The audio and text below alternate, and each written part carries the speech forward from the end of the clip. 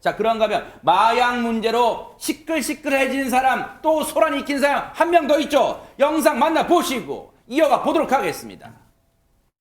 저도 엄청 긴장을 하면서 봐가지고 지금 해롱해롱한데 아무쪼록 즐거운 시간이셨기를 바랐고요. 좀 약하셨어요.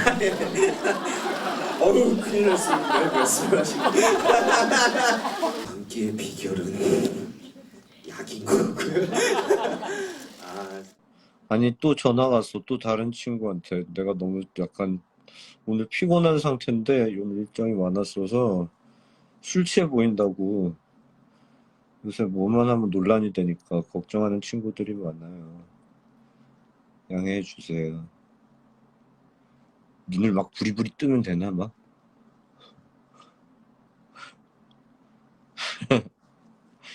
좋은 친구들이죠.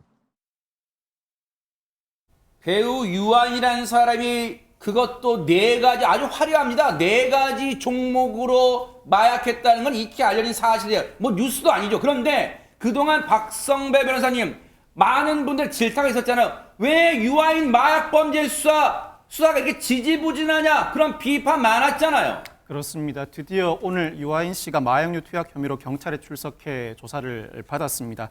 당초 지난 24일 출석 예정이었지만 조사 날짜가 알려지면서 유아인 씨 측의 요청으로 조사 일시가 한 차례 연기된 바가 있습니다. 아, 이거 오늘 모습이에요? 그렇습니다. 오늘 오전 9시 20분경 서울경찰청 마포청사에 출석한 유아인 씨 취재진에게 별다른 답변을 하지 않고 조사실로 들어갔습니다.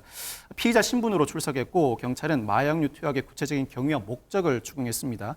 유아인 씨는 재작년부터 지난해까지 2년 동안 프로포폴을 모두 100차례 이상 투약한 혐의를 받고 있고 앞서 경찰이 소변과 모발을 분석한 결과 대마, 코카인, 케타민 성분도 함께 검출된 바가 있습니다. 아니 나오라고 할 때 왜 안 나온 거야? 바빠서 못 나오겠다는 거 왜 날짜를 늦추고 오늘 나온 겁니까? 최진봉 교수님. 왜냐하면 언론사들이나 아니면 공개된 소환 때문에 본인이 사진이 찍힐 걸 두려워했던 것 같아요. 왜냐하면 네. 법률 대리인이 오늘 밝힌 내용을 보니까 원래 24일 날 나오라고 그랬거든요. 네. 연기해달라고 요청을 했대요. 24일이면 지난주 금요일이네요. 그렇죠. 그래서 27일로 바뀐 거예요. 그래서 아마 그 유 씨의 이제 법률 대리인 측의 주장입니다. 유아인 씨의 출석이 사실상 공개 소환이 돼버렸다. 경찰의 출석 일자 그래서 경찰의 출석 일자를 조정해 달라고 요청을 했고 경찰이 이걸 받아들인 것 같아요. 그래서 그 기사가 나오고 또 경찰이 이를 확인했다는 기사까지 나오게 되니까 그날 아마 나오게 되면 엄청나게 많은 언론인들이 아마 대기하고 있었을 것이고 그걸 피하기 위해서 일정을 조절한 게 아닌가 그렇게 예측이 된다고 말씀드릴 수 있습니다. 그런데 여태껏 별다른 적극적으로 대응하지 않던 유아인 씨 측이 본격 대응에 나섰다 이런 얘기도 들려오는데 대관절 이게 무슨 내용입니까? 박성배 변호사님. 유아인 씨가 조사를 앞두고 마약 수사 전문가 출신의 대형 로펌 출신 변호사를 선임해서 적극 대응에 나서는 모양새입니다. 유아인 씨가 선임한 차상호 변호사는 검사 출신으로 국내 대형 로펌에서 근무한 바가 있습니다. 또 박성진 변호사는 28년간 검사로 활동하면서 검찰 내 최고 마약 수사 전문가로 통했던 인물입니다. 특히 박 변호사 지난 2013년 배우 이승현 씨, 박시현 씨, 장민혜 씨 등의 프로포폴 불법 투약 사건 수사를 통해서 대중에게 알려진 바가 있습니다. 이 밖에도 검사 출신 변호인들이 유아인 씨의 변호를 맡게 됐습니다. 시청자분들이 보시기에는 약간은 굳이 영어를 좀 써서 죄송합니다만 딱히 지금 비슷한 한국말이 안 떠올라서 그러는데 되게 아이러니한 상황이잖아요. 이번에 유아인의 변호를 맡은 호화 변호인단 중에 한 사람이 과거 마약 검사 시절에 마약 수사통이었다는 거예요. 박성진 변호사라는 사람입니다. 뭐 할 수 있죠. 직업에 귀천이 어디 있고 자유잖아요. 그런데 검찰 내 최고의 마약 수사 전문가로 통했던 인물이랍니다. 근데 지금은 이 박성진 변호사가 유아인의 변호를 맡게 됐다고 호화 변호인단, 뭐 초는 뺄게요. 호화 변호인단에 합류했다 이런 소식이 들려와요. 과거에 박성진 변호사가 검사 시절에 했던 얘기 좀 들어보시고 이어가 보도록 하겠습니다. 투약할 필요가 없는 보톡스 이런 단순 미용 시술이나 또는 통증 치료 과정에서 마치 마취가 필요한 것처럼 합법을 가장해서 연예인이나 다른 일반 환자들에게 투약해주고 아무런 시술도 없이 무차별적으로 중복해서 프로포폴을 투약해준 의사 3명을 구속 기소하고 검사 시절에는 이제 저렇게 얘기를 했어요. 그렇다고 뭐 지금 와서 변호인단 한 걸 탓할 수는 없을 것 같긴 합니다만, 그런데 박성배 변호사는 일단은 언론들 표현은 그래요. 호화 변호인단을 꾸렸다. 유아인씨 측이 이렇게 뭔가 적극적 대응 나섰다. 그러면 어떤 노림수가 있다고 봐야 되는 걸까요?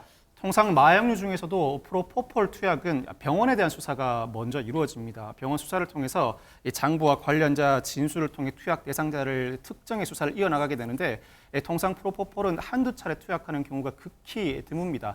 여러 차례에 걸쳐서 투약하는 경우가 일반적이고, 이 프로포폴 투약 혐의 자체만으로도 집행유예가 선고되는 경우가 대다수입니다. 그런데 의외로 이 사건에서는 네. 프로포폴 외에도 소변과 모발에서 다른 마약류가 검출되었고, 그중에서 코카인과 케타민은 환각 증세가 상당히 심한 중한 마약류로 분류되고 있습니다.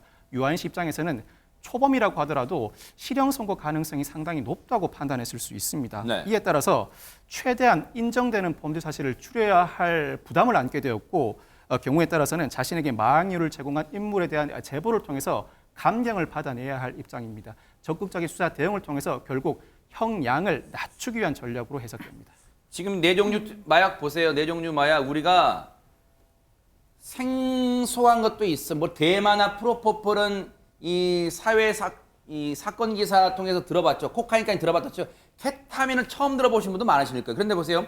대마와 프로포폴은 대마는 소변 검출, 그리고 프로포폴은 모발 검출과 진료기록이 있고요. 코카인과 케타민 중독성 강한데 투약 기간 특정하기 어렵다는 거예요. 그렇다면 이지훈 변호사님, 지지부진하다는 경찰 수사라는 비판이 있었지만 오늘 경찰 출석했잖아. 그럼 오늘 조사에서 뭘 밝혀내고 또 확인하는 걸까요? 그게 궁금합니다. 네, 오늘 조사 그래서 투약 횟수나 아니면 경위, 조사 결과 등을 종합해서 검토해서 구속영장 신청 여부에 대해서 결정할 방침입니다. 네. 사실 유아인 씨가 프로포폴을 의료 목적으로 투약했다라고 진술하고 있지만 네. 의료 목적 이외로도 혹시 프로포폴을 투약했는지, 또 나머지 3가지 같은 경우에는 불투명하지만 이제 모발에서 그 기간별로 좀 어떠한 구체적인 기간이나 횟수 등을 또 고민을 해볼 수 있거든요. 네. 그렇다면 투약 횟수를 더 축소되어 있는 건 아닌지, 이런 부분에 대해서는 더 검토가 필요해요. 그렇게 검토가 된다면 사실상은 별개로 의료법 관련해서도 위반 혐의로도 사법 처리가 될 수도 있는 부분입니다. 네. 꼭 정부가 지금 마약과의 전쟁을 하고 있어서 하는 말은 아닙니다. 마약은요, 정말 이 사회를 좀먹고 병들게 하는 병폐예요. 반드시 진짜 엄단해야 한다는 의지를 보여주기를 눈 부릅뜨고 지켜보도록 하겠습니다. 보고 계십니까? 대박 사건. 네, 안녕하십니까? 김명준입니다. 여러분과 함께하는 뉴스파이터. 다양한 소식과 뉴스를 보고 싶으시면 화면 오른쪽을 꾹 눌러 구독해 주시길 바랍니다. TV로도 유튜브로도 여러분께 한 발 더 다가가겠습니다. MBN 뉴스와 뉴스파이터를 사랑해 주셔서 고맙습니다.